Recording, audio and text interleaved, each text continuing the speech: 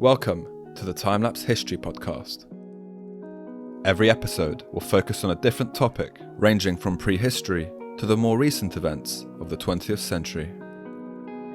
With help from historians, archaeologists, university professors and more, our aim is to take you on a time-travelling journey through the events, the stories, and the characters which have shaped the world we live in today.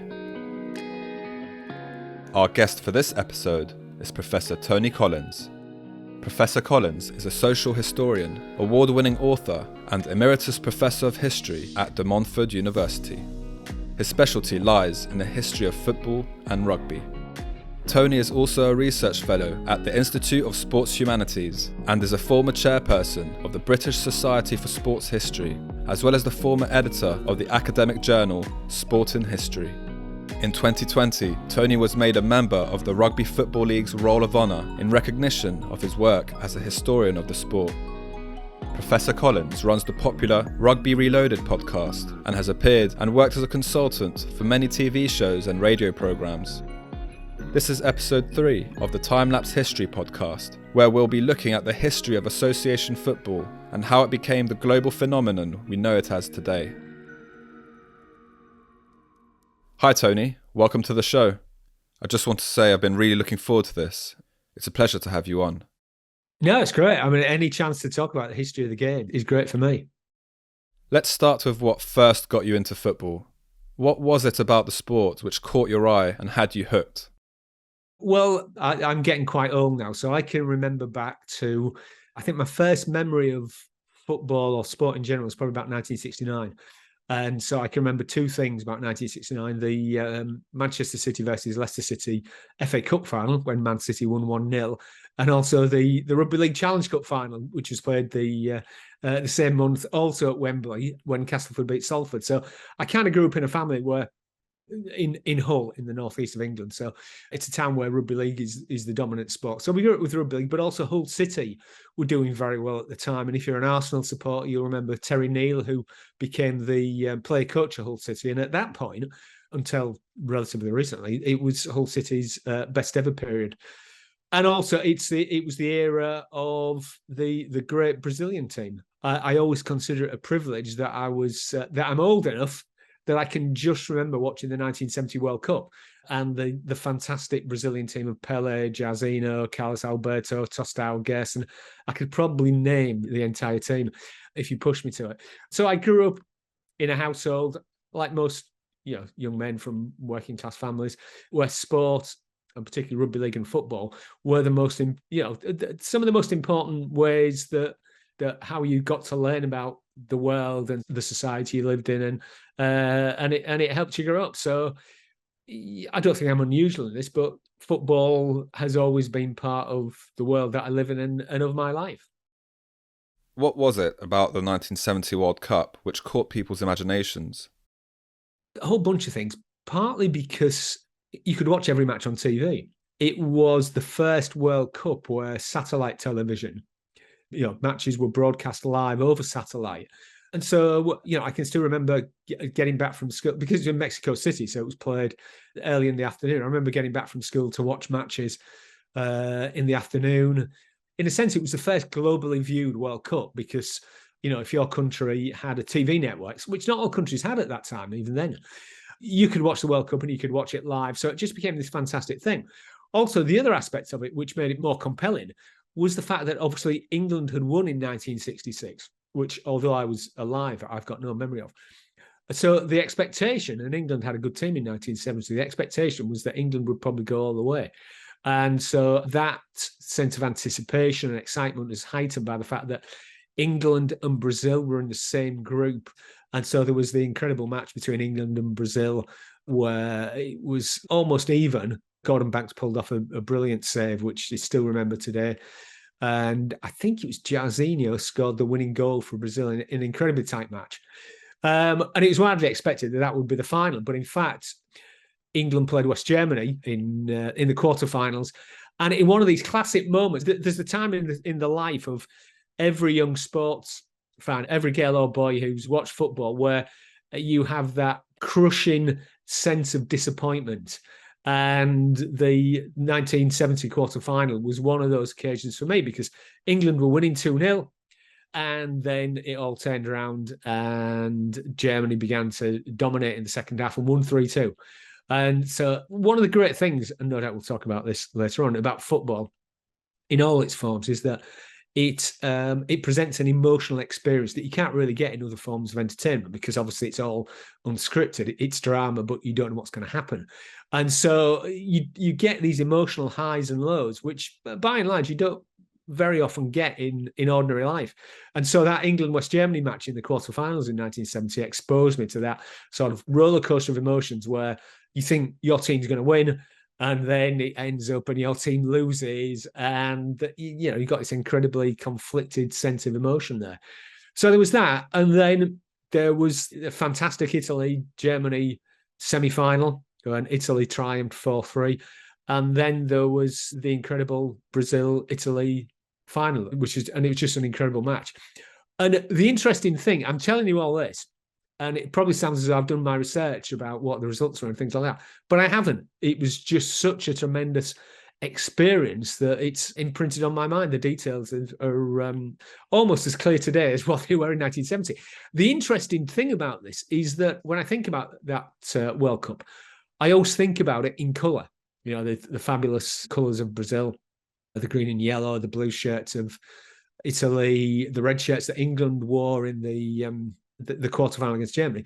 But in fact, I didn't watch it in colour because it was at the time when black and white TVs were still the most popular form of TVs. Colour was very expensive in the early 1970s. And so my perception of it has been changed over the years. And now I imagine that I saw it all in colour, but I didn't. So I think that's just a typical experience that there are certain matches or tournaments or events that just shape the way that you view sport and help educate you in life itself. And the 1970 World Cup was one of those for me. How did the idea of writing your book, How Football Began, come about? How Football Began came out in 2018. But it had been a book that I'd thought about, maybe not in terms of doing a book, but I thought about the issues in it for a very long time, even before I became an academic university historian. The book tries to tell basically two stories. One, how did modern football, in all its different forms, evolve and emerge in the middle of the 19th century? Out of folk football, mob football, mass football between villages. How did it develop into this very highly organized, highly commercialized, highly codified in terms of rules? How did it develop, and why did it develop at that particular point in history in the middle of the 19th century in Britain? Why not anywhere else?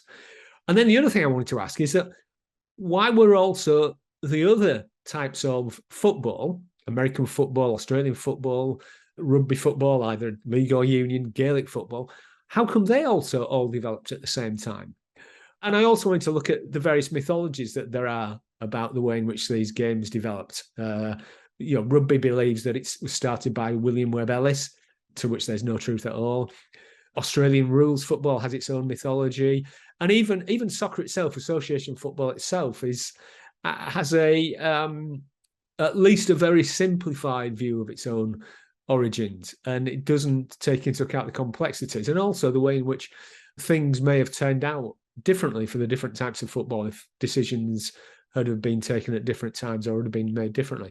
So I wanted to answer that basically. How did football start? How did we get here? How did we get from what was essentially a handful of elite British privately educated schoolboys playing a game that today is played in every single country of the world by men and women in their millions and watched by even more.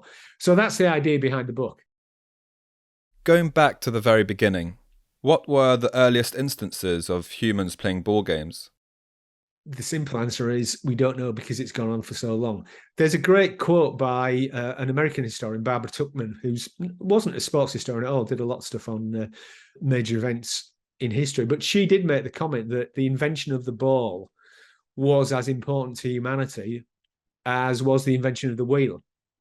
And I think it's the case when you go back and look at all societies throughout history, at some point, they all appear to have some ball games. And that's whether you're looking at Chinese society going back 4,000 years, whether it's in South America before Westerners arrived there in the civilization of the Aztecs and the Incas, or native North Americans, Australia, Africa, Asia, Europe, everywhere has played some form of game with a ball, whether it's been an inflated ball, a carved ball. They've had their own rules. Sometimes you can only kick the ball, sometimes you can't kick the ball. And I think it's one of the things that for most of human civilization, it's only very recently that there's been a divide between work and leisure in the way that we know now. And for most of human civilization, work and leisure have merged into each other. So when harvests were brought in, people would celebrate with festivals, and they'd often play ball games at those festivals. Various religious rituals and ceremonies have involved ball games. Ball games have been used for military training, as they were in early China. They've been used to celebrate holidays, such as in the West, Christmas, Shrove Tuesday, New Year, Easter. Ball games have just been part of human culture for as long as humans have had that culture. And I think that's one of the things that's often forgotten about today. I think this, and you find this in Britain, that culture is viewed quite often as very separate from sport. But in fact, they're both parts of exactly the same thing. And they're ways in which people come together to play games or to watch games. And there are also ways in which people tell stories about the societies in which they live, about the importance of working together in a team, the importance of playing together, the importance of rituals, of ceremonies. So ball games have been a part of culture and an important part of that culture for as long as there have been humans on this planet. Almost all major sports include the use of some type of ball. In your opinion, why are we as humans attracted to spherical objects to play games with? It's an easy form of recreation. You can easily fashion a ball from wood or from straw, or if you're so inclined, from the bladder of an animal, which became the most important way. So it's a very easy way to enjoy yourselves, throwing the ball around, kicking the ball around, watching people do that. So it goes to human desire to express themselves through play, through leisure, to come together with other people. And it does it in ways that is not that easy if you don't have a ball to play with. It almost goes without saying that if there's a ball, if someone turns up at an event with a ball or has a ball on a park or whatever, they're going to play with it. You don't need much explanation about what the next stages are in the process. And I think it's just a universal instinct that humans want to play, and by and large they want to play together as well. And the ball is the easiest way to facilitate that. So I think that's why it has become such an important part of culture down the centuries. I think one of the major reasons why modern forms of football, soccer and the games that use an oval ball, one of the reasons why they've become so important is because they offer people an emotional life, an opportunity to experience emotions that you very rarely experience in day-to-day life. That experience of winning a match and the ecstasy that you feel when your team has won, or whether you're playing or watching, and that sense of disappointment that you feel when your team has lost, is something that you don't easily get. These are emotions that are only associated with, if you like, the extremes of life, like birth, death, war, and maybe one or two other points. But the fact that in modern football, you can experience these things every week when you go to a match or watch a match on TV makes it absolutely unique. There's no other form of modern entertainment that comes anywhere near that. How far back can we trace the term football in the English language? Great dictionaries like the Oxford English Dictionary can trace the use of the word back to the 10th or the 11th century, I think. And it's clear that the word has always been used, certainly in English anyway, in the ancestors of the English language, as a term for a game that is played between teams using a large ball. One of the things that always comes up is, what's real football? Does the ball have to be always kicked? And the reality is, it's not until the 20th century, really, that the term football only applied, in most countries anyway, to a game where the ball was predominantly kicked. You go back into the past, into the 13th and 14th centuries, and you can see that the games of mob football or mass football or folk football involved all types of ways of propelling the ball, kicking, carrying, throwing, you name it. If you wanted to get the ball to your opponent's goal, any method was legitimate. But these games are still called football. So I think it's a word that has been used interchangeably for a long, long time, but it always pretty much means the same thing. Two teams trying to get a ball towards a goal in one way or another. Do we know much about mob football and how it began? That's a good question. No one's quite sure. It seems to spring up and die down and spring back up again in a lot of different places. We know probably most about it in England, but it was played across Europe. It was mainly played around festivals or holidays, Christmas time, New Year's, Easter, Whitsuntide in the UK. Basically, times when people came together when there was no work because it was either a religious holiday or harvest had just been brought in or seeds had been sowed, and it was a time for relaxation. And it emerges in lots of places. There are no set rules. And that's one of the things that distinguish it from modern football. So, for example, one of the football games that's still played today is in Ashbourne in Derbyshire, which is played between two sides in the village of Ashbourne, and one is trying to get the ball into a goal one side of the village, and the other is trying to get the ball into the goal at the other side of the village is about 3 miles long, and they go over all sorts of terrain, streets, fields, rivers, streams, everywhere. There wasn't an opportunity to play against other villages, partly because people didn't travel that much in medieval times, but also because there would have been disputes over what the goals were. So, for example, in some games, a goal would be a stream at one end of the village. It might be a wall at one end of the village. It might actually be a tree. So when you have rules that are so closely associated with a locality, it's impossible to play against another team because they wouldn't understand how to play the game. And each game had its own peculiarities about what you could do with the ball. So it wouldn't have been possible for villages or towns to play against each other at the time.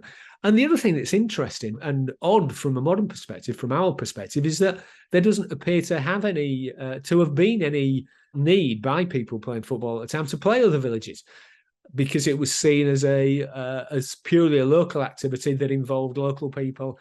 They were satisfied that for another year, they will be able to say, I come from the upper end of, the upper end of Ashbourne, and we won the match, so we're better than those who live at the bottom end of Ashbourne because they lost yet again. And then, so the pot of rivalry would be kept simmering until the following year's meeting.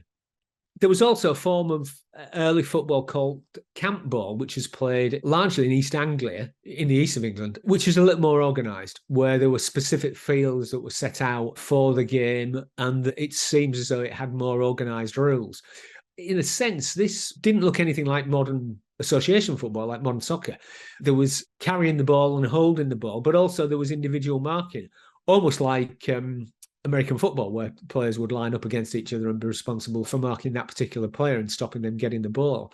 So there was a wide variety of types of games that were played, ranging from games like the Ashbourne game, where basically thousands of people were involved, to the camp ball game, which is much more structured and much more organised in a way that we would recognise today. But even so, it was still for one-off games. There were no league structures, no cup competitions, no governing bodies, no written rules by and large either. Rules were passed down by tradition and changed according to the different circumstances of the terrain over which the game was played. So I think to some extent, it's clear that this type of football emerged in the Middle Ages as towns and villages became richer.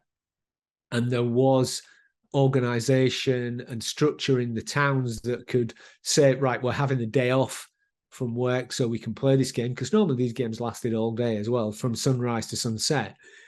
And it's only when you reach a certain level of sophistication in terms of the economic development of the town and the social structure of the town, that you can actually say, right, we're stopping work for the day, we're closing down businesses, we're going to have this game of football through the streets. So in some ways, it appears that the growth of mass football, folk football, call it what you will, is linked to the economic development of the towns and villages of England and to some extent the rest of Britain in the 14th and 15th centuries. And you also see a similar thing in France and also in parts of Italy as well too.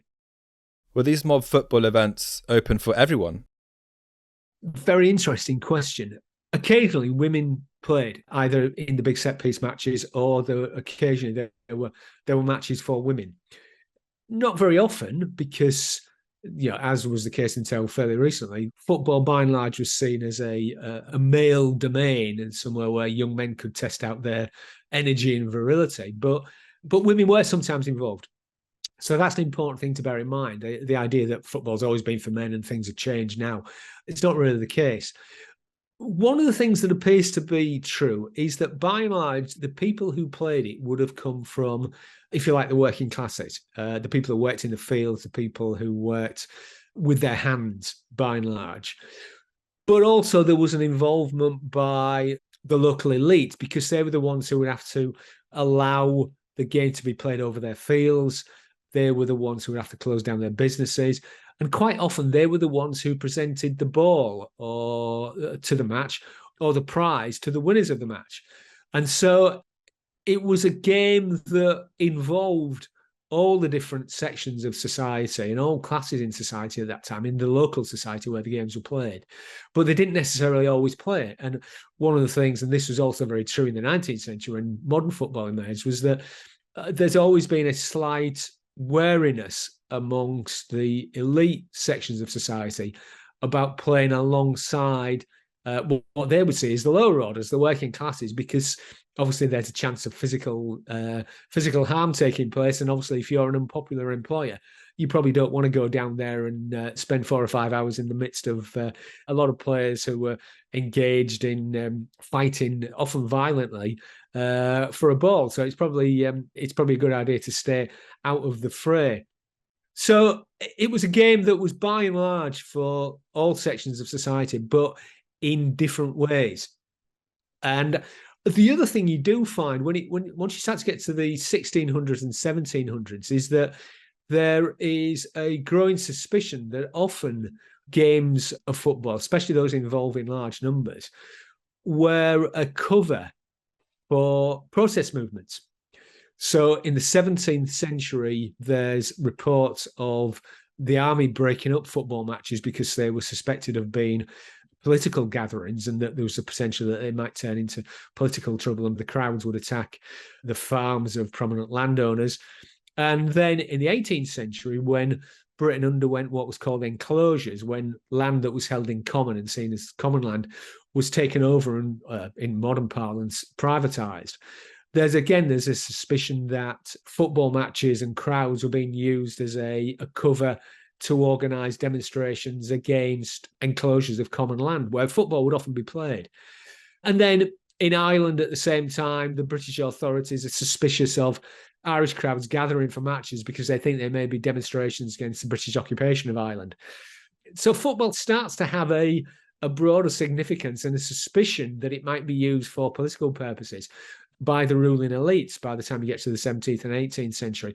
So it kind of begins to take on the sort of complex range of meanings and potential activities that we sometimes associate with football today. I'd like to move on now into the 19th century. I'm going to list a few key events, and I'd love to hear your take on these and the impact they each had on football. So the first event is 1848, the Cambridge Rules. The backstory is that in the early 1800s, British private schools, which we call public schools, for reasons too complex to go into, started to take an interest in organised sports. And cricket became very popular because it was the British national game at the time.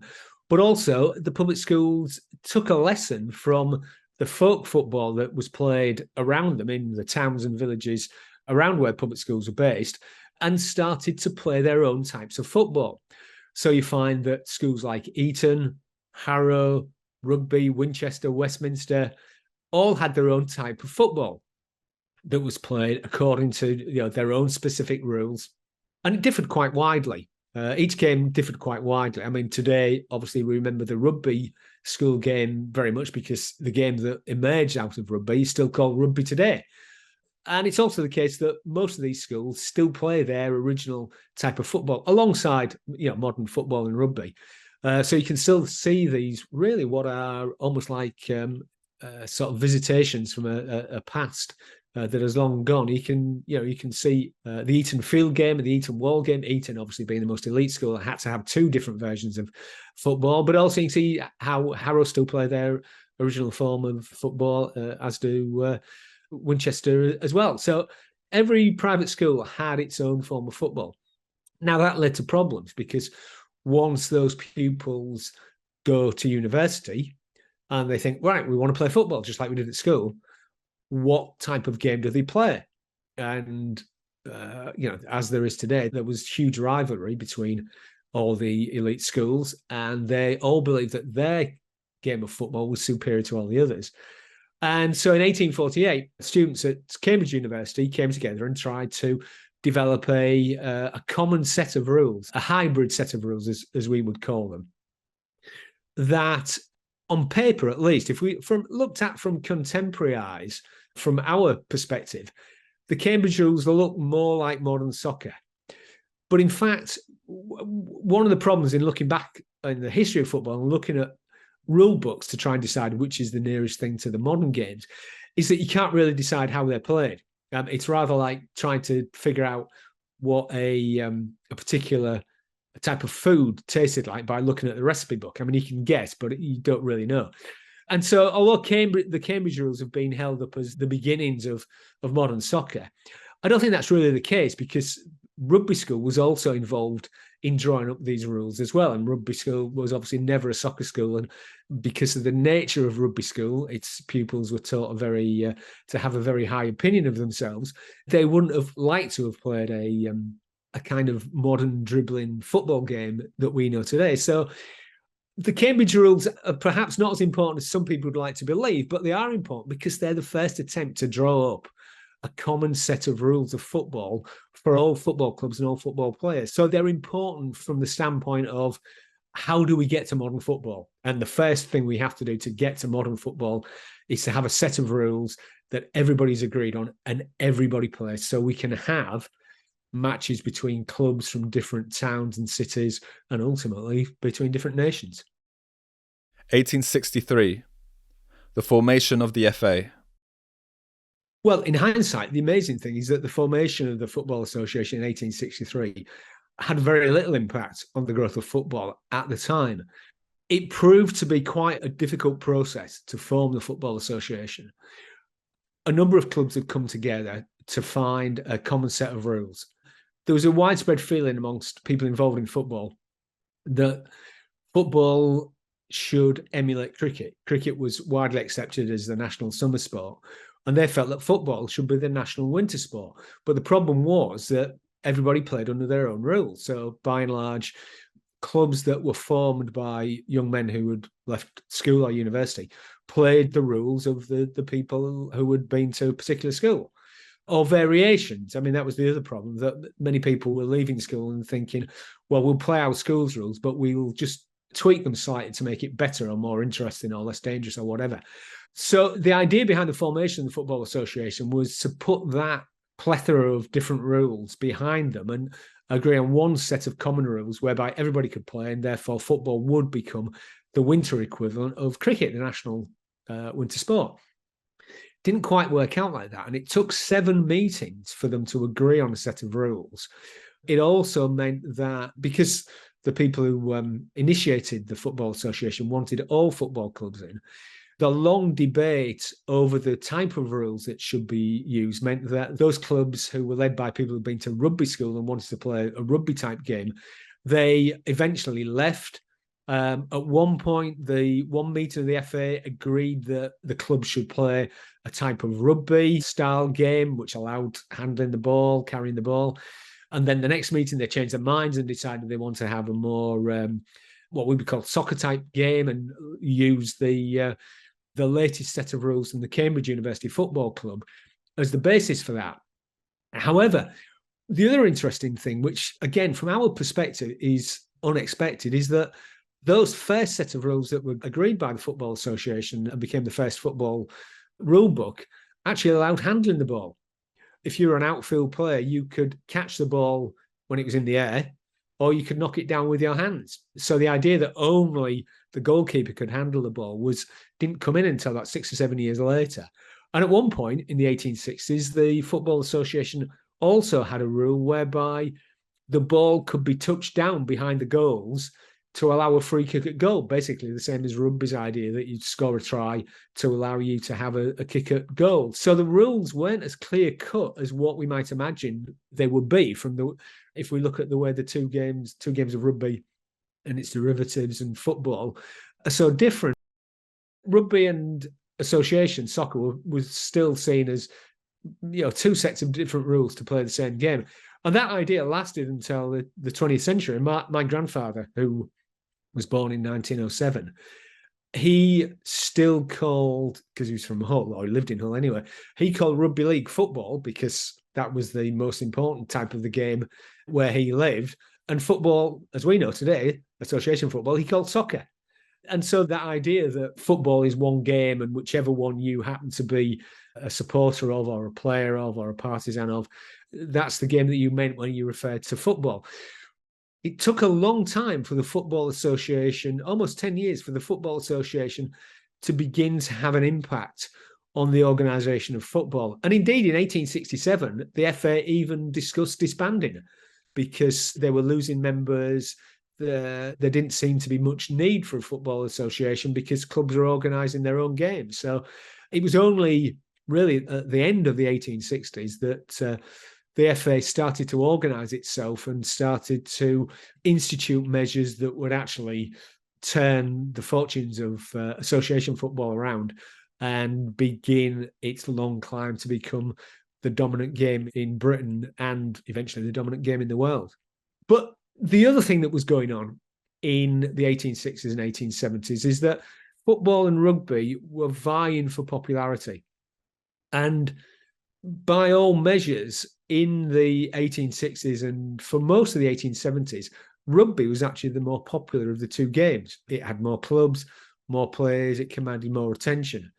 And in a lot of ways, I think that stimulated the Football Association, if you like, to get its act together at the end of the 1860s.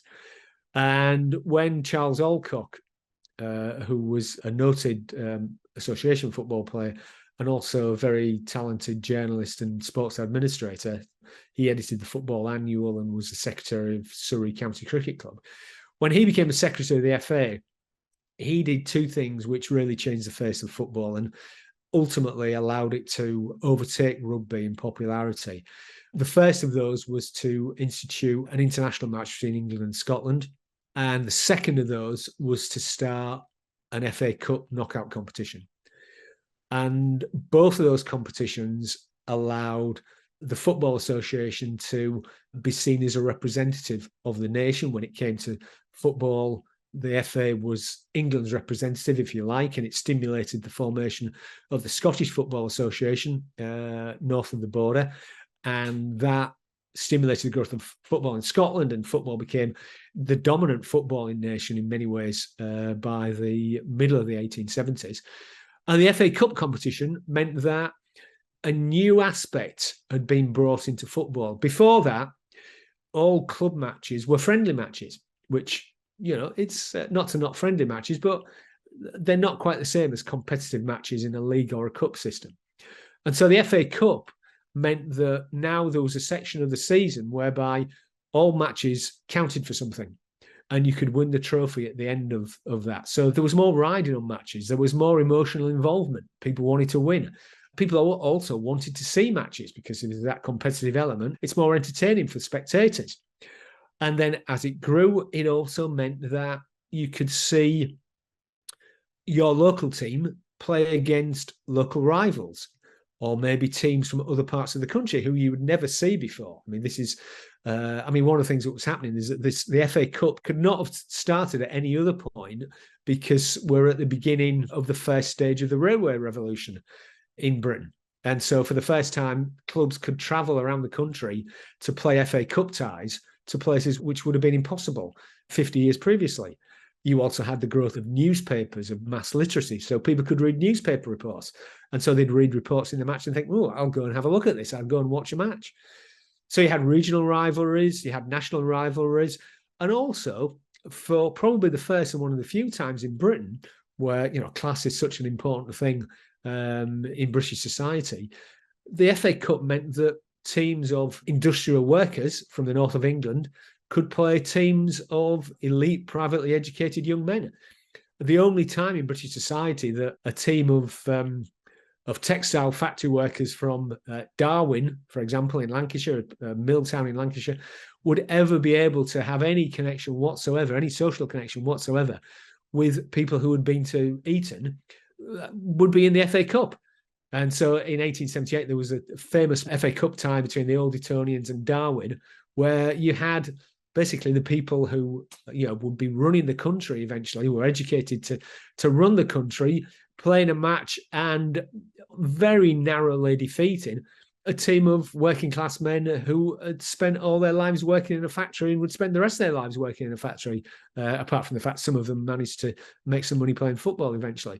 So the FA Cup opened an entirely new arena for football, whereby it could bring together all sorts of different elements of society, all sorts of different aspects of British society in a way that had never been done before. It's one of the great things about the FA Cup and all cup competitions now, but the FA Cup was the first, that you don't know what's going to happen. You don't know who you're going to play. You could be playing a team that's equal to you in the next town, or even in the same town, or you could be playing the biggest club in the world. That's the beauty of the draw for the FA Cup. So that's a tremendously powerful and attractive feature of a cup competition. And rugby, for a whole variety of reasons, didn't have a national cup competition. The rugby union authorities didn't want that type of situation where clubs would have to be forced to play what they would see as socially inferior teams. And so they never allowed a national cup competition until the 1970s, so a century after. And so the fact the FA Cup became this hugely important national competition meant that football was able to eclipse rugby by the middle of the 1880s. What facilitated football becoming a sport for the working class people of the UK? What happens in the 1870s, when the FA Cup starts, it becomes very popular. And that coincides with the time in Britain when the 6-day working week was changed for people who worked in factories and down the mines and on the docks. That was changed to a 5.5-day working week, and people had the Saturday afternoon off.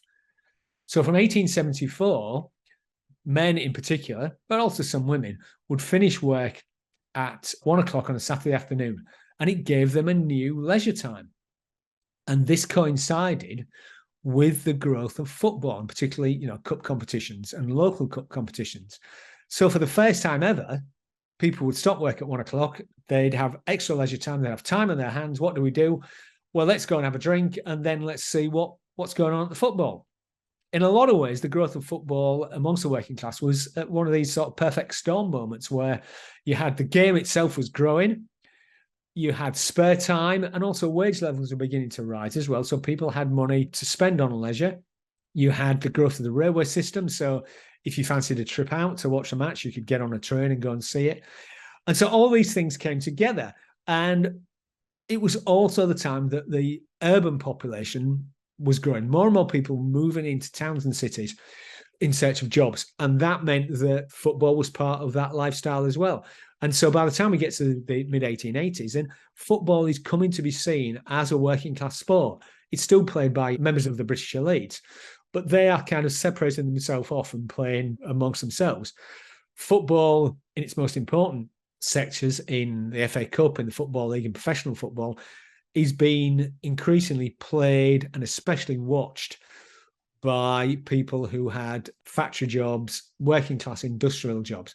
And so it becomes seen, by the time we get to the 1890s, it becomes seen as a game which is part and parcel of working class culture. And that's one of the reasons why we start to have what were called monster crowds.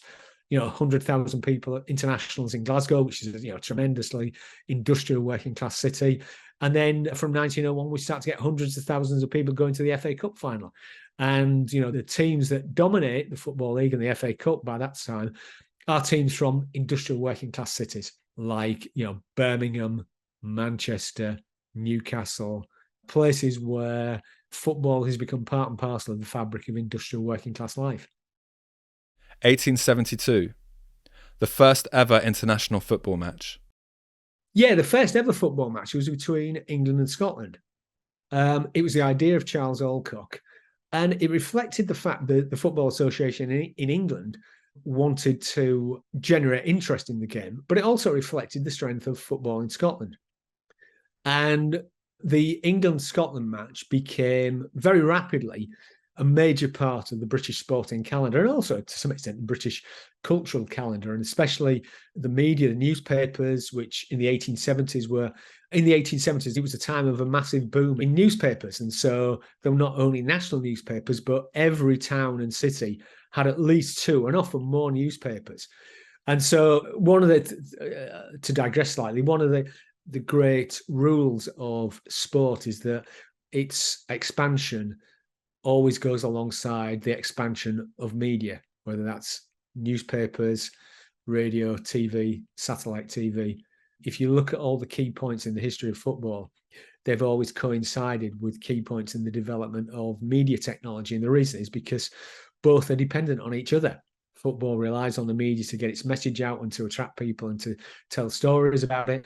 The media needs football because it wants content for its media platforms, whether they're newspapers, radio programs, or selling satellite TV subscriptions. So the England and Scotland game captured the imagination in the 1870s in a way that few other sporting events had, because it was about the two major components, and apologies to Wales, the two major components of Great Britain competing against each other for the honour of being, as they saw it, the most athletic or the most skilled football players in the country.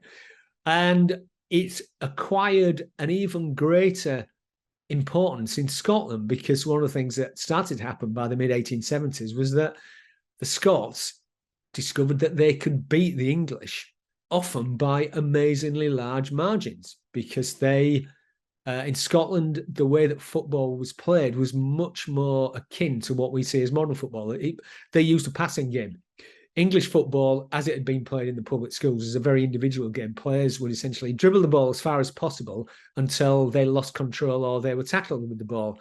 The idea that you pass between teammates to try and get in a better position wasn't really a thing, certainly in the English public schools.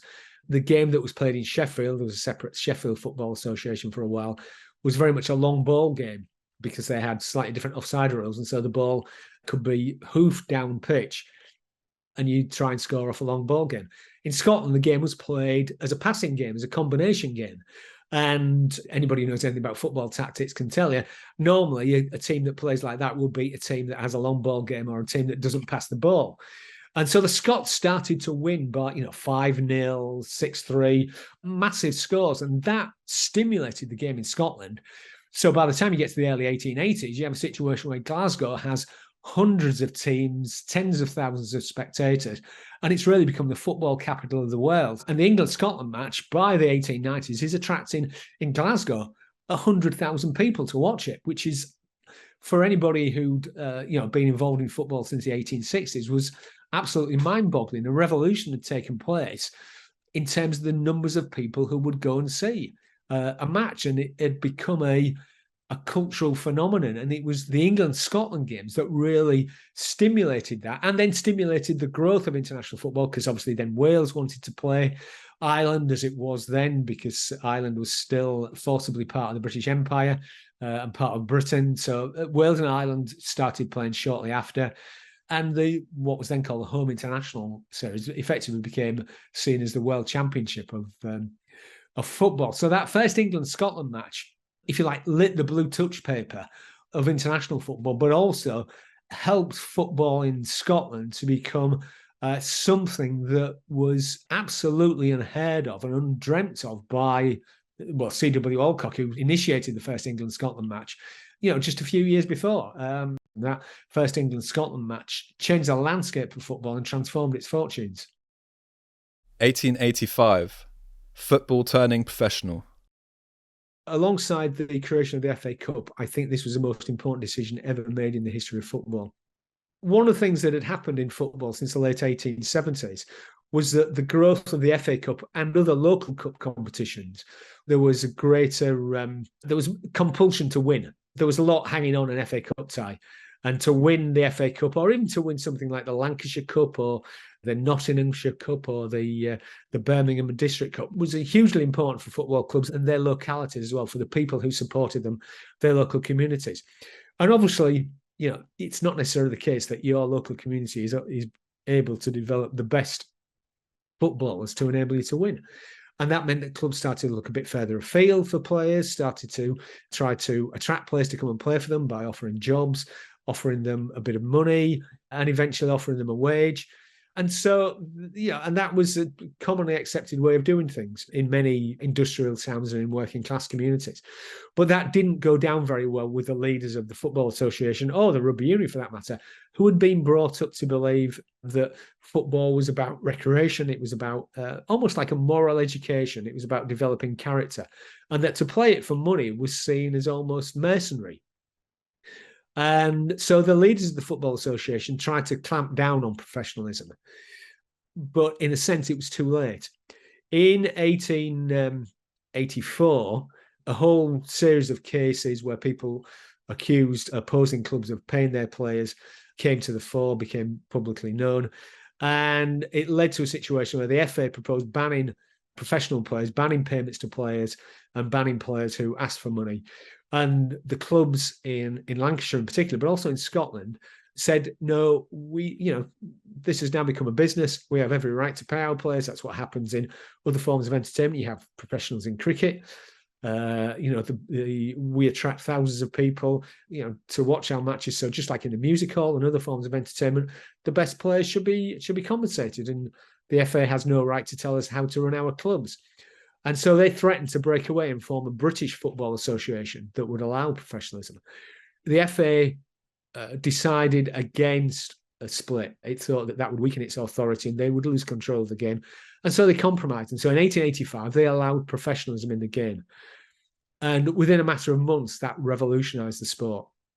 It also meant, in practical terms, that after 1885, after the legalization of professionalism, no club that was based on players who had been to private school or to university, like the Old Etonians or the Old Carthusians or the Royal Engineers, none of those clubs which had dominated the FA Cup for its first 15 years, none of those clubs ever appeared in the FA Cup final again.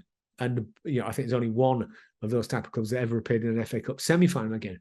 And so football became dominated very, very quickly by teams of working class professionals, your Blackburn Rovers, your Aston Villas, your West Bromwich Albions, your Derby Counties, clubs that are still famous today, established their prominence in the 1880s because they could attract huge crowds, and those huge crowds allowed them to pay the best players to come to them. And that meant that once you had the best players playing for you, you got bigger crowds, and it became a virtuous circle.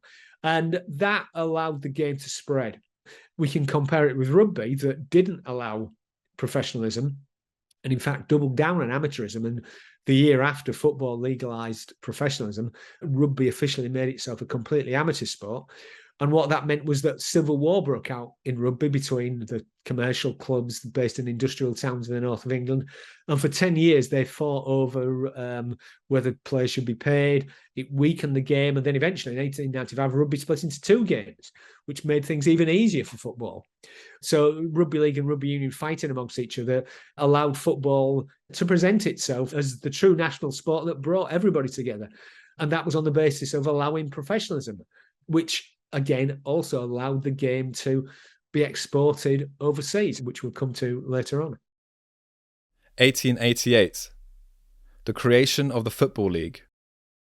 It flowed naturally from the legalisation of professionalism in 1885, because that meant that the best clubs attracted the best players, but they also wanted to have the best fixtures, because if you spend a lot of money attracting to your team the best players, you want to have the best fixtures as well. You know, if you're Blackburn Rovers, you've attracted all these great players, and you also have a very good ground. You're investing in ground facilities to attract more spectators. You want to be able to play the best teams so that you can bring more money in. You don't, no disrespect to a sort of junior local teams, but you need to play famous teams in order to keep your cash flow. And that was the basis for the formation of the Football League. And it was very much a commercially based league. So, for example, Notts County were chosen over Notts Forest because they were closer to the railway station in Nottingham.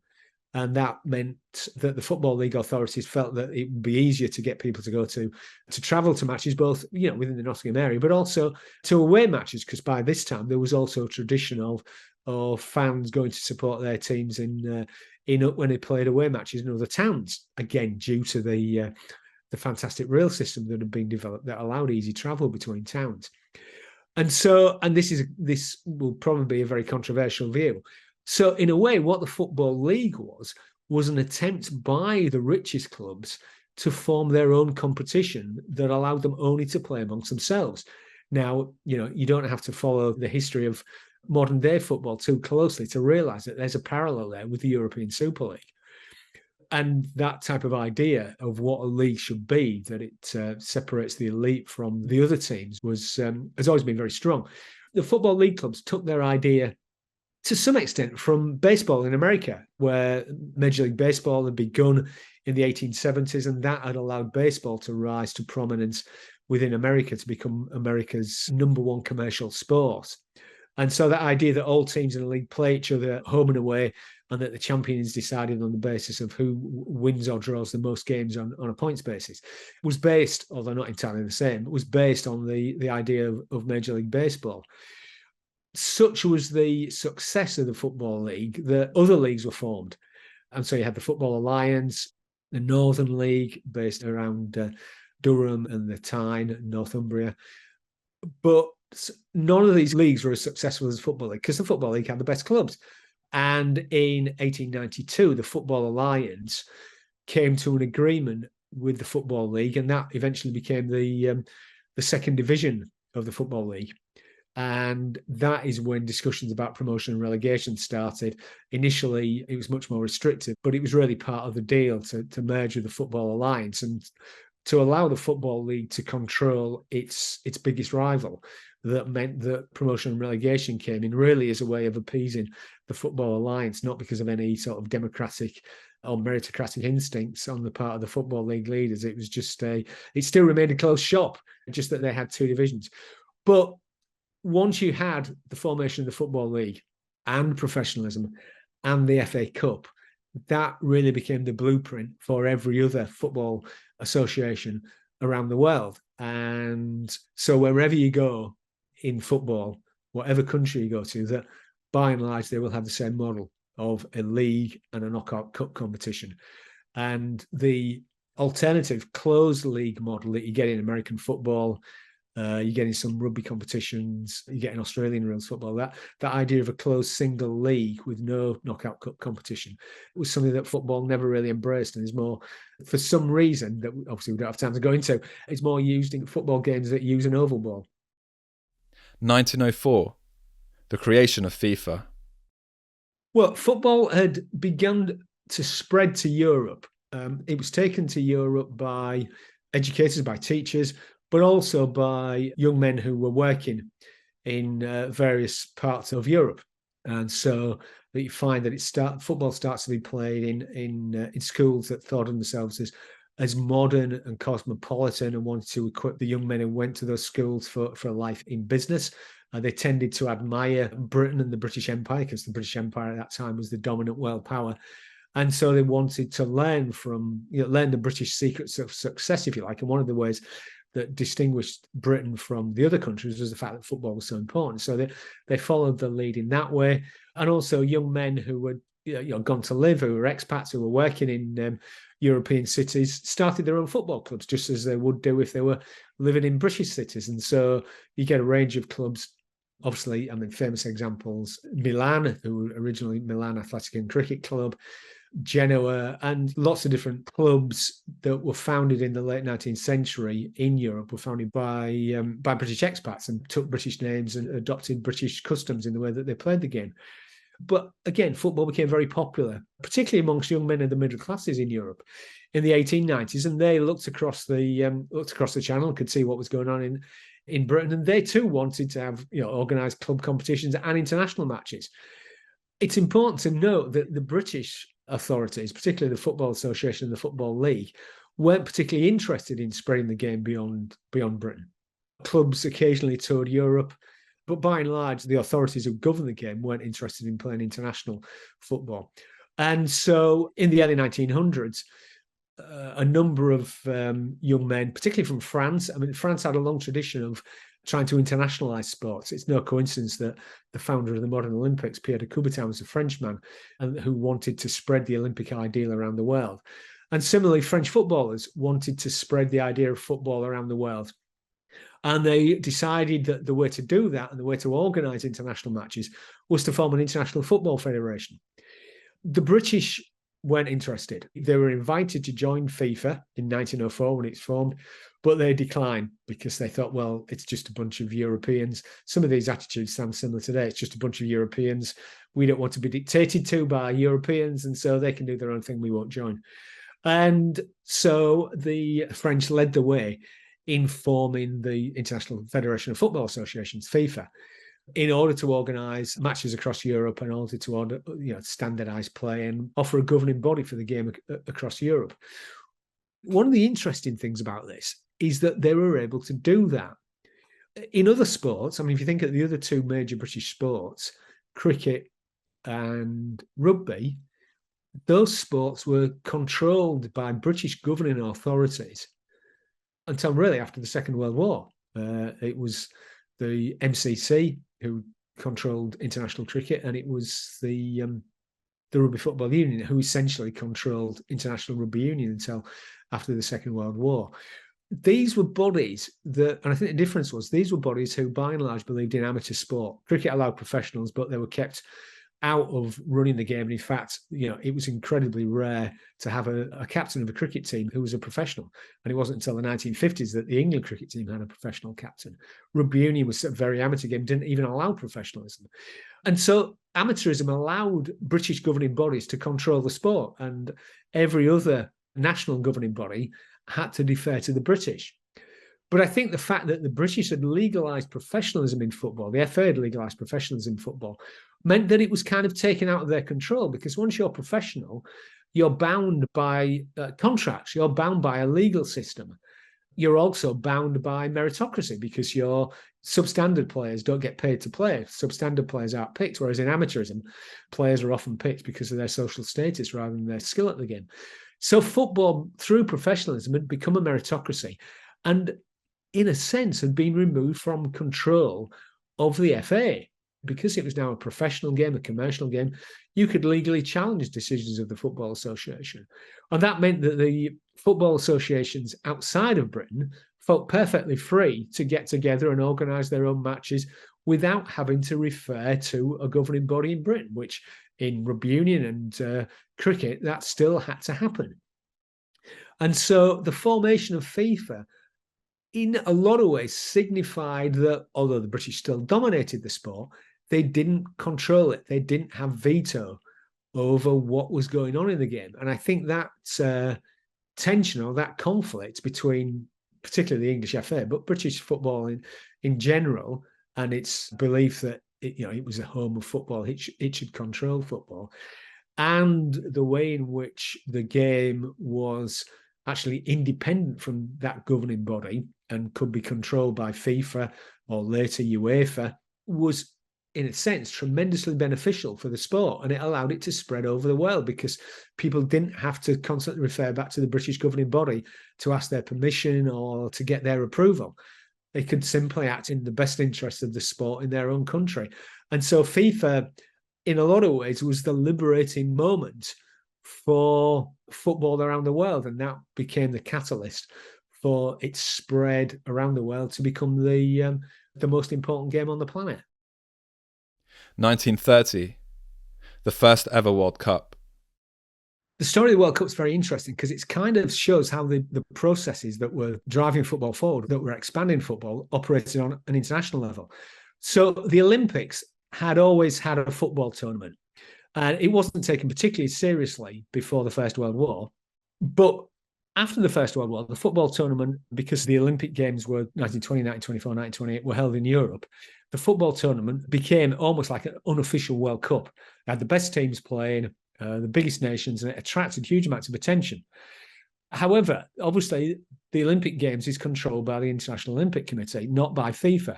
So FIFA became increasingly dissatisfied by the fact that they weren't running the premier international football competition. The other problem that the Olympics had is that the Olympics still was an amateur organisation. Competitors in the Olympics, athletes and players, weren't allowed to be paid, technically. Sometimes they were allowed allowances for time taken off work, but they couldn't earn a wage. So that meant that the best players, most of the best players in Europe and Latin America by that time, weren't allowed to play in the competition because they were professionals. And so you had this problem that the world's premier international football competition wasn't run by the world's premier football organisation, and nor did it include the world's premier top professional players. And so from the middle of the 1920s, FIFA started to discuss what it could do. Therefore, it decided in the late 1920s, it was going to start its own World Cup competition and allow the Olympic football tournament to carry on. But the World Cup competition would bring the best of the best together. The best nations with the best players, regardless of whether they were amateur or professional or whatever their status was. And they also recognised, to their credit, that at the time, probably the best footballing nations were in Latin America. Uruguay had won the Olympic tournament in 1928 and was widely acknowledged as the best team in the world. They played incredibly attractive football, attracted huge crowds, and because of their success, had a reputation in Europe as well. And so FIFA decided that they needed a World Cup tournament, and that the best place to host that, in recognition of the success of Uruguay, and also to recognise the importance of South American football, they held the first one in Uruguay in 1930. It's a huge success. Uruguay won and demonstrated that they were indeed the world's best team. And then in the next two editions in 1934, it was held in Italy and then in France. And really from the word go, it was accepted as the most important competition in world football. That is to say, with the exception of the British footballing nations who held it at arm's length, didn't compete, and still believed that the home international tournament between the British nations was still the most important competition in the world. 1966, a first World Cup for England. How important was this for the English population at the time? Well, that's a very interesting question, because I think that, I was 4 years old at the time and I have no memory of it whatsoever. And, I came from a family where my dad and my granddads in particular, although my mum and my grandmas watched football, but my male parents and grandparents were very keen on all types of sport. So we would have known about it. So the fact that I can't remember might tell you something about me, but it also might tell you something about the fact that celebrations and the importance wasn't seen on the scale that it would be today. Where there'd be street parties to celebrate, and the whole thing would dominate the media cycle and the news. So it didn't do it quite so much then. I think what it did do was that it did two things.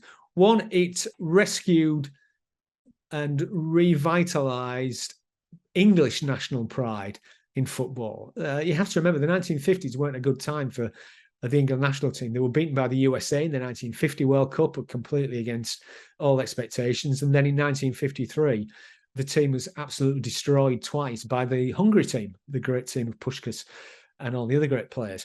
And so 1966 restored confidence in British football. In English football. The Scots weren't that keen. And there's the famous story, which I'm sure most listeners would know, that the great Dennis Law, one of the greatest players ever to lace up a football boot, spent the afternoon of England's World Cup triumph away from the TV playing golf because he didn't want the English to win and didn't want to know about it, as was the case with probably hundreds of thousands of other Scottish football supporters. So it was great for English football. But the other thing I think it did on the field is that because Alf Ramsey played a much more modern version of the game, there were no wingers. He didn't play with any conventional wingers at the time. It also meant that English football, which was very insular and parochial, was opened up to new ways of playing the game, more modern ways of playing the game, and did take lessons in playing from Europe and South America. So I don't think it was the massive event that it would be today if England won the World Cup, because I think also football didn't occupy such a hugely important place in the national culture that it does now. It wasn't as big commercially. It simply didn't have that pull on the daily goings on of the nations. But I think the other thing that it did was that it meant, in a way, that international football for the England team was more difficult for the following decades, because it gave rise to an expectation that England could win the World Cup, and that every time there was a World Cup, there was an expectation that they would win. So in times, there were times when they didn't qualify, like in 1974, which is seen as a national crisis and a national disaster.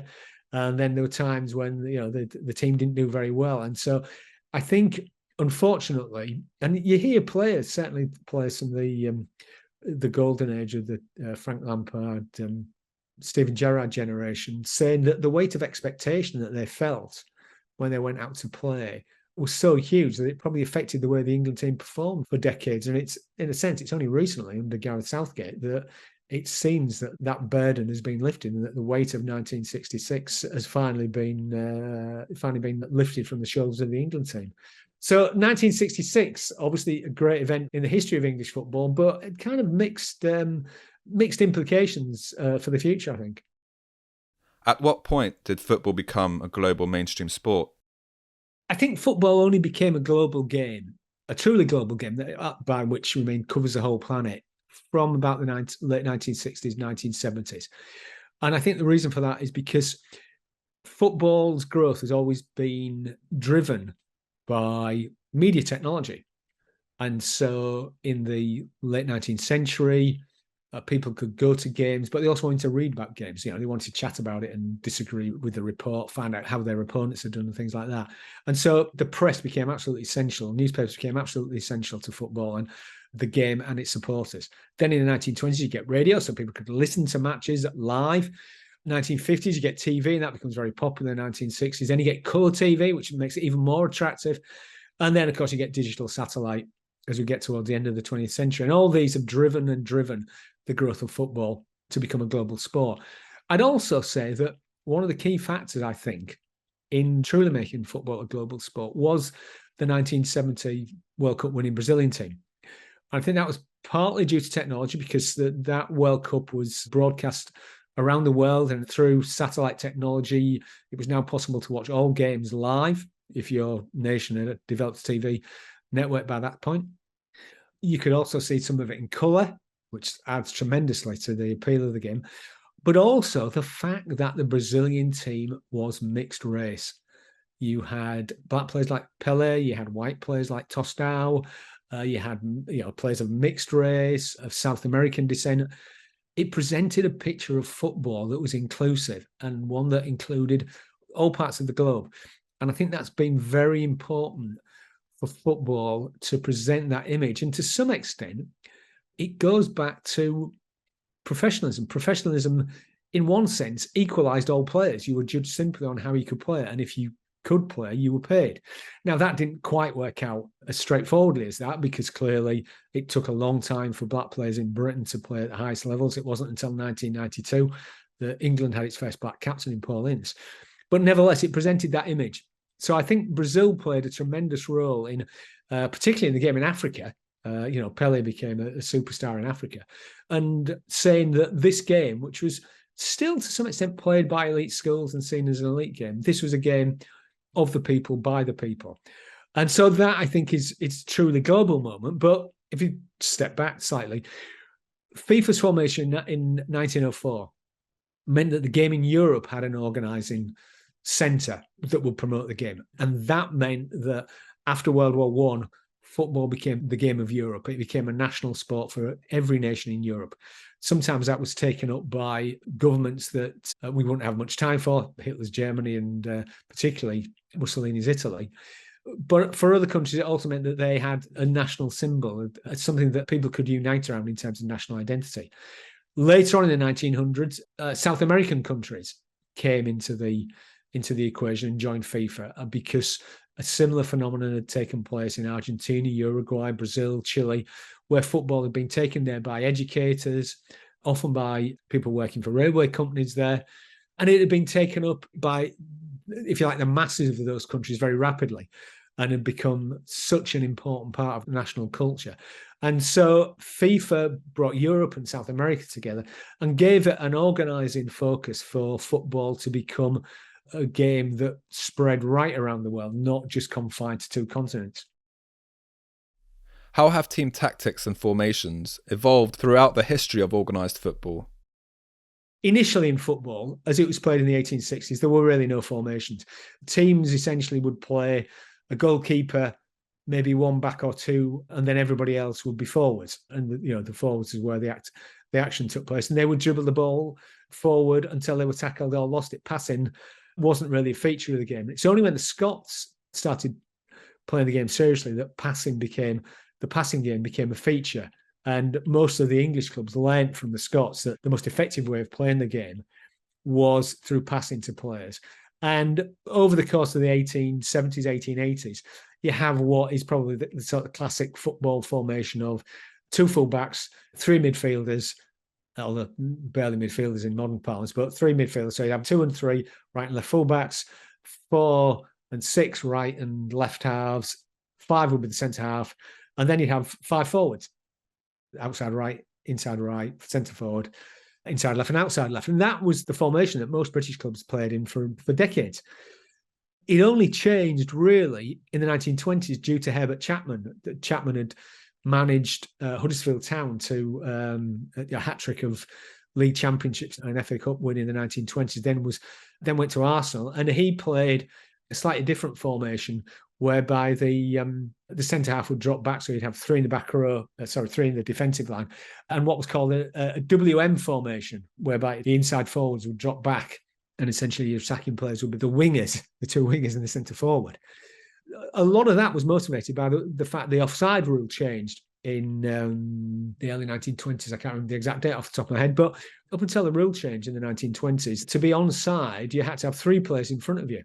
So that meant the game was actually quite static.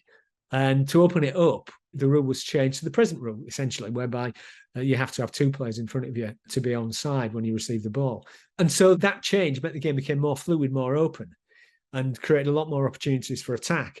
And that was also taken up by European teams. And so particularly teams led by the Meisel brothers in Vienna became really revolutionary in the way they played the game, and players became much more interchangeable. To some extent, anticipating Dutch total football in the 1970s, where it was expected that just because you were the right back didn't mean to say you couldn't play a decisive role in attack. Those type of formations, based on 2-3-5 or the WM formation, remained pretty similar. One of the things that was amazing to the English when they were defeated 6-3 by Hungary in 1953 was the interchangeability of the players. The Hungarians allowed the centre forward to drop back, which pulled the English defence out of position and allowed the inside forwards, particularly Hedi Kuti, to come into the forward line and exploit the space behind the centre half, who traditionally marked the centre forward. And so it was that movement of players that changed. And that also became important in Europe and in Italy. Defences became more important. Italy introduced a sweeper system in the late 1950s, early 1960s, which was very influential and allowed the rise of particularly probably Franz Beckenbauer in Germany to play the generalship behind the fullbacks and the centre half. And Beckenbauer transformed it in a role that was not just defensive, but also to one that was sometimes as an attacking midfielder as he'd move the ball up the pitch.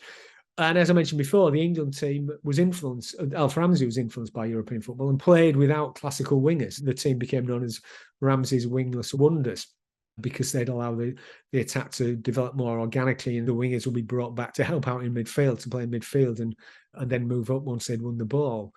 And then obviously, I think when we get to more modern times, football formation become even more complex, more based on European thinkers in particular, Cruyff's Barcelona, tiki-taka football in Spain and Barca. And since the 1970s, football and the way it's played has become much more complex and much more diverse and different. and in a way that, again, couldn't have been imagined before the Second World War, where pretty much everything was a variation on one system rather than having lots of systems with different variations. So I think the sheer weight of numbers of people involved and the importance that football now has meant that it's become a game in which discussions of tactics have become more important than pretty much discussions of anything else. When you look in the press or you're chatting amongst fellow fans, more discussions revolve around tactics, I think, than what they ever have done in the past. Where do you see football being in the distant future? Well, one of the reasons I'm a historian is because I don't have to predict the future. So I'm going to be very circumspect in what I say.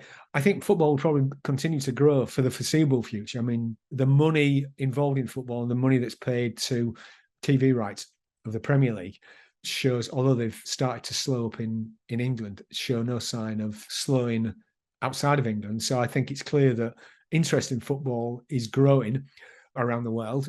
I do think, however, that one of the tendencies that the sheer amount of money that's come into the game has caused is that it's becoming more and more European focused. The state of the club game in South America is not especially healthy. It certainly has been much healthier in the past. And also you find that in Africa, one of the things that the interest in importation of African players to Europe has led to has been a declining interest in African clubs in favour of growth of interest in European clubs and European competitions. I mean, a friend of mine who was in Nigeria before lockdown, before COVID, remarked on the fact that if you went to a stadium to watch a match in Nigeria, crowds worked great. But if you went into a bar when the Champions League was on, then you could barely get into the bar because of the interest. And so it may be the case that football's global popularity is actually hindering the growth of the game at a local level because people want to see the best. And, for better or for worse, for right or wrong, the best players are by and large playing in Europe at the moment. That's where the money is. So I think that's an interesting tendency. I'll come back to how I started, and that football presents a unique form of entertainment which you can be part of. For most supporters, whether your club wins or loses is actually a more important event than what it is for the players in your team. Because, there are obviously some exceptions of players who love the clubs they play for and very loyal. But by and large, players, they love the game, but they're also doing it. It's a job. And, just as you would in any other job, if you're offered better prospects, better money, better chance of winning glory, you'll move on. So football offers that odd thing where the people who watch by and large, are more invested in it than the people who are actually taking part in the event. And that is a testimony to the emotional resonance that football has with people and the way that it becomes part of people's lives, how they view the world, how they explain the world, and in a way, how they experience things, they experience emotions that, by and large, they don't get the chance to experience apart from on very rare occasions. And some of those occasions where you experience such, troughs of despair when your team loses. Unfortunately, a lot of the experiences in life where you're in total despair are not very good ones, very sad ones. So football, I suspect that as long as this type of society exists, football will always be with us because it presents something utterly unique in human experience, both for the people who are playing the game, but also for people who watch the game. And I think that's one of the unexpected consequences of the rise of modern football that started in the 1860s and that will continue to fascinate and attract people long, long into the future in a way that, way past our lives and the lives of children and our grandchildren. And long may it continue. Professor Collins, thank you so much for coming on. It was great. I really enjoyed it. And thanks for the questions. They're really interesting questions and testing questions that caused me to think about it. Thanks again and take care. Thanks a lot, then. All the best. Cheers. Bye.